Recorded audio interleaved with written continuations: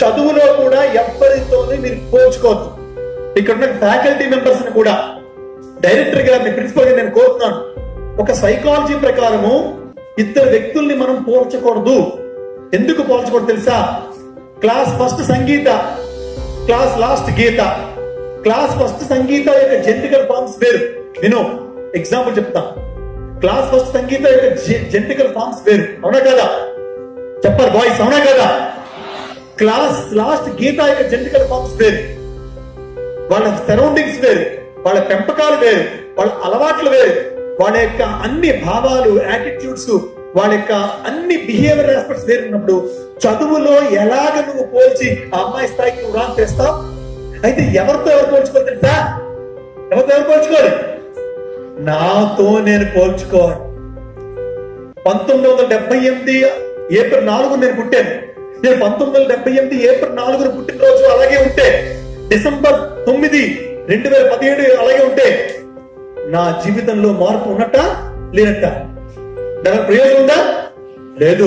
నీతో నువ్వు పోల్చుకో. నిన్నటికి నీ చదువు ఎలా ఉంది, ఇవాటికి నీ చదువు ఎలా ఉంది, గత సంవత్సరం నీ చదువు ఎలా ఉంది, ఇప్పుడు నీ చదువు ఎలా ఉంది? తగ్గిందా పెరిగిందా? తగ్గిందా? ఏం చేయాలి?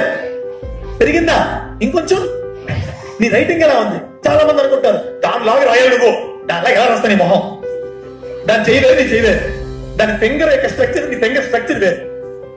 దాని యొక్క ఆ అమ్మాయి చూసేటువంటి దృష్టి వేరు, నీ దృష్టి వేరు. అమ్మాయి ఏకాగ్రత లెవెల్స్ వేరు, నీ లెవెల్స్ వేరు. దాని నువ్వు రాసేటువంటి రైటింగ్ లోనే ఏం చేయాలి? పోల్చుకో. నేను చెప్పేది తప్ప కదా? ఈ కాన్సెప్ట్ ఎప్పుడైనా విన్నారా? నీతో నువ్వు పోల్చుకో. నిన్నటికంటే నువ్వు బెటర్ గా ఉండాలి, నిన్నటికంటే నువ్వు బెటర్ గా ఆలోచించాలి, నిన్నటికంటే నువ్వు బెటర్ గా చూడాలి, నిన్నటికంటే నువ్వు బెటర్ గా చదవాలి, నిన్నటికంటే నువ్వు బెటర్ గా ప్రవర్తించాలి, నిన్నటికన్నా నువ్వు బెటర్ హ్యూమన్ బీయింగ్ అవ్వాలి. కనుక నిన్ను నువ్వు పోల్చుకున్నప్పుడు నిన్న 70% లో ఉంటే వాళ్ళు 78కి వస్తావు, ఇవాళ 78 ఉంటారు, 72కి వెళ్తాం, 73కి వస్తావు.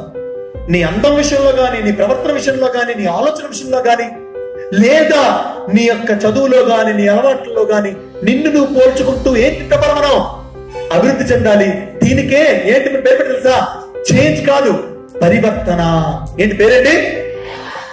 ఏంటి ఇంగ్లీష్ ఏమంటారు ఎవరైనా? ట్రాన్స్ఫర్మేషన్ ఏమంటారు?